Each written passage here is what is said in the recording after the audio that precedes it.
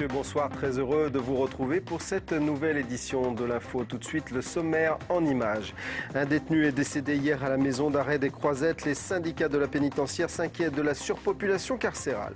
Les postiers du Mans reprennent le travail après 4 jours de grève. Et puis, gros week-end pour les amoureux de la moto avec le Superbike sur le circuit Bugatti. Mon invité, Jérémy Même, forain, à propos de la fête qui débute demain au Mans. Vous nous parlerez de votre métier. Vous nous direz aussi si les relations avec la ville du Mans se sont apaisées. Direction la maison d'arrêt de Coulennes pour débuter cette édition. Un détenu est décédé hier, semble-t-il, d'une infection liée aux médicaments. Les syndicats s'inquiètent. Ils dénoncent la surpopulation carcérale d'une prison ouverte il y a à peine un an. Benoît Doisy. Les syndicats tirent la sonnette d'alarme. Un an après son ouverture, la maison d'arrêt est en surpopulation. 474 détenus pour 401 places. Fini les cellules individuelles ou à deux. L'administration commence à installer des matelas par terre. Résultat, de plus en plus de détenus devraient être 3 dans 9 mètres carrés.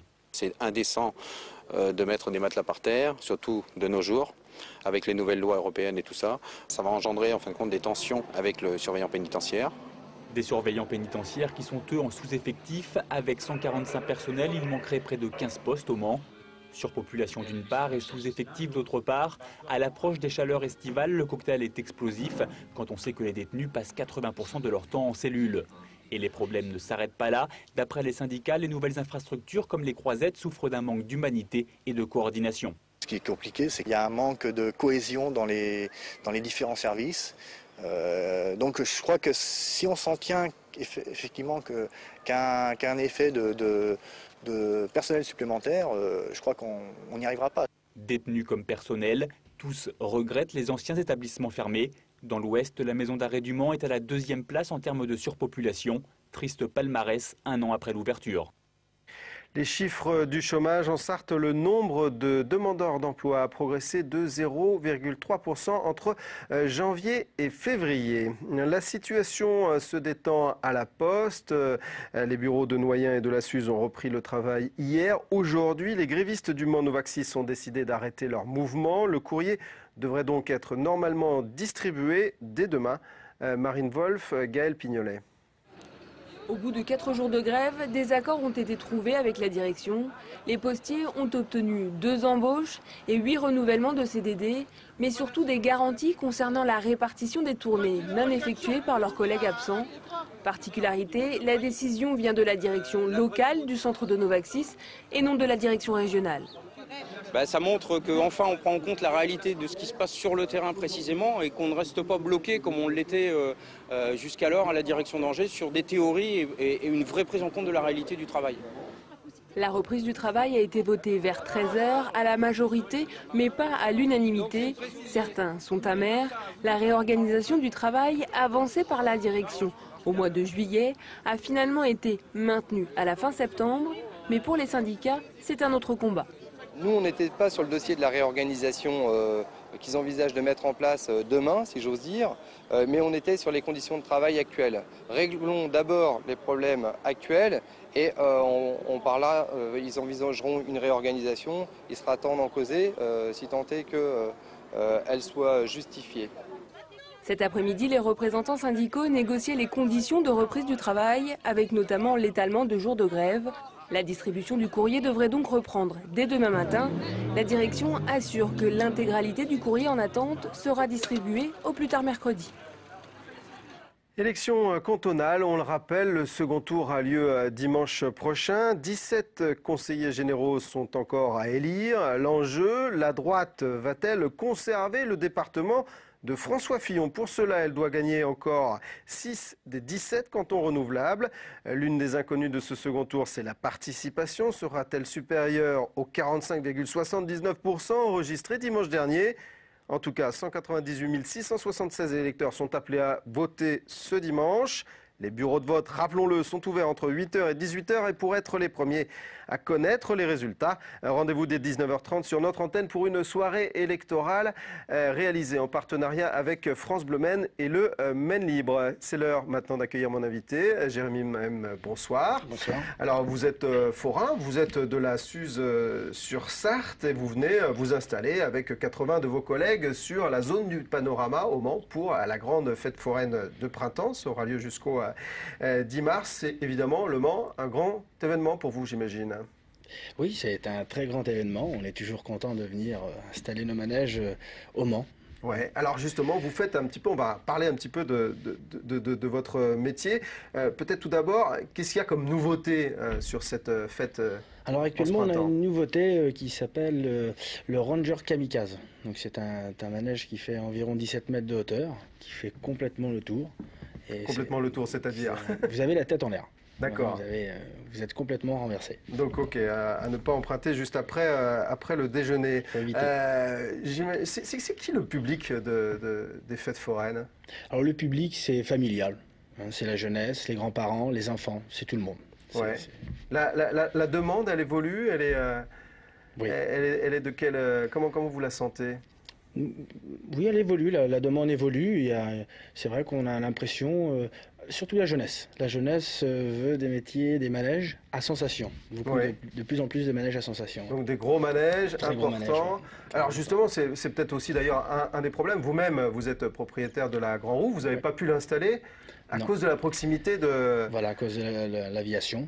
Ouais. On a une hauteur à proche de respecter. l'aérodrome, on peut le rappeler. Oui. Voilà, trop proche de l'aérodrome. Donc on a des métrages de hauteur à respecter et c'est un très gros problème pour une fête foraine. Oui. Ouais. Alors comment ça va se résoudre ce problème? Parce que la zone du Panorama, visiblement, vous allez y rester un certain temps au Mans. Alors on espère le moins longtemps possible. Donc on est en train d'effectuer des réunions pour le retour au Quinconce. Donc on espère que ça va. Il y aura de la place au Quinconce après la réalisation de l'espace culturel. On sait qu'actuellement il va y avoir un grand complexe cinématographique avec un théâtre qui est en train de se construire. On y Vous travaille. pensez qu'il y aura de la place? On y travaille. Vous y travaillez. Et si jamais ça ne marche pas là, il y a une alternative ou pas? On espère pas. Oui, on y travaille. Il y a beaucoup de travail. On a du dialogue avec la mairie en ce moment. On espère avoir des bons résultats à la fin. D'accord. Les relations avec la municipalité du Mans se sont apaisées. On sait que au moment où vous avez découvert la zone du Panorama, on ne peut pas dire que ça a été pris de la meilleure des manières par vous et vos collègues. Mais un déplacement au centre-ville, du centre-ville est toujours difficile pour nous. C'est un très gros manque à gagner. Et donc on espère vraiment revenir au Quinconce. D'accord. Bon, bah écoutez, on suivra évidemment ça. Moi, j'ai toujours l'impression que c'est cher, les fêtes foraines. C'est ce que j'expliquais tout à l'heure. Le gasoil est cher. L'entretien des manèges coûte cher. Tout coûte cher. Donc on suit. Oui, malheureusement. Évidemment. Alors c'est quoi votre métier? Parce que là, vous allez rester donc jusqu'au 10 avril, avant d'aller par exemple à la Ferté-Bernard. Donc vous allez partout en France. Comment ça se passe pour vous? Je fais personnellement une bonne partie de la France, oui, mais le centre, la Charente-Maritime, la Normandie, on va un petit peu partout. C'est une tournée qu'on a tous les ans. Ouais. Et vous restez entre quoi? Entre une semaine et puis ça va jusqu'à quoi? On peut rester une semaine, 15 jours, 3 semaines, un mois. Et alors la grosse saison, c'est quand? C'est maintenant au printemps? C'est juillet-août. Ouais. Juillet-août. Et là, c'est une bonne saison aussi, avec le beau temps, on espère. Ouais. Comment vous qualifieriez le public manceau? Est-ce qu'il est festif? Un petit peu moins que le Nord, mais ça va, c'est un très bon public. Ouais, ça va, je veux dire, le fait d'aller par exemple à la zone du Panorama, on sait qu'au début ça a été un peu, passer du centre-ville à la zone du Panorama, ça a été un peu compliqué. Là, vous commencez à sentir que les gens vous rejoignent là-bas? Timidement, oui, timidement, très timidement. Ouais. On essaye de faire le maximum te donner du sourire, de la joie et de la bonne humeur. C'est un bon slogan. Merci beaucoup, Monsieur Mem, en tout cas d'être venu sur ce plateau. Je le rappelle, la fête foraine a lieu donc zone du Panorama. C'est juste à côté, si vous ne la connaissez pas, c'est juste à côté du circuit des 24 heures. Et donc ça a lieu jusqu'au 10 avril. Circuit Bugatti où il y aura de l'effervescence et pas uniquement à cause de la fête foraine, mais aussi à cause ou grâce aux motards, puisque près de 200 pilotes seront en lice ce week-end avec une course phare, le Superbike. Explication avec Yannick Morfin sur des images d'Amoun Chamsoudine. Voilà des images que l'on aime retrouver, annonciatrices des plus grands rendez-vous de sport mécanique, le passage par les fameuses vérifications techniques et administratives. Certes, ce ne sont pas les 24 heures moto, mais plutôt un avant-goût en attendant septembre, le championnat de France Superbike. Ce que l'on appelait jusqu'en 2007 l'Open de vitesse regroupe en effet les plus grands pilotes de l'endurance. Ceux-ci vont s'affronter au cours des 7 manches proposées tout au long de la saison avec à chaque fois 2 courses au programme. L'une en principe le dimanche matin, l'autre l'après-midi. Grand favori cette saison, BMW, le champion en titre. Et c'est justement au guidon d'une BMW que l'on retrouve Guillaume Dietrich et non plus sur Suzuki. 15 chevaux de plus, l'électronique et voilà quoi. C'est surtout ça qui m'a poussé à changer.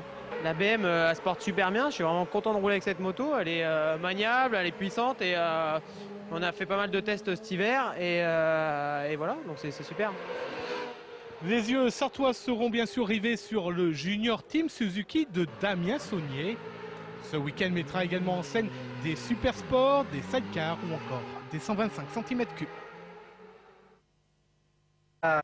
Sachez, entre autres rendez-vous sportifs, que Antares et le MSB accueillent ce samedi soir. Hier, Toulon, on y reviendra évidemment dans le cadre de la prolongation consacrée au sport lundi soir à 19h. Première diffusion présentée par Yannick Morfin. Voilà, merci d'avoir suivi cette édition. Merci de nous être fidèles. Retour également lundi de l'info, même lieu, même heure. À noter qu'exceptionnellement, il n'y aura pas d'hebdo de l'info ce week-end puisque le CSA, le Conseil supérieur de l'audiovisuel, nous interdit d'évoquer les élections le week-end précédent, justement, ces élections. Et puis n'oubliez pas notre soirée électorale de dimanche, prise d'antenne à 19h30. D'ici là, passez un bon week-end. Au revoir.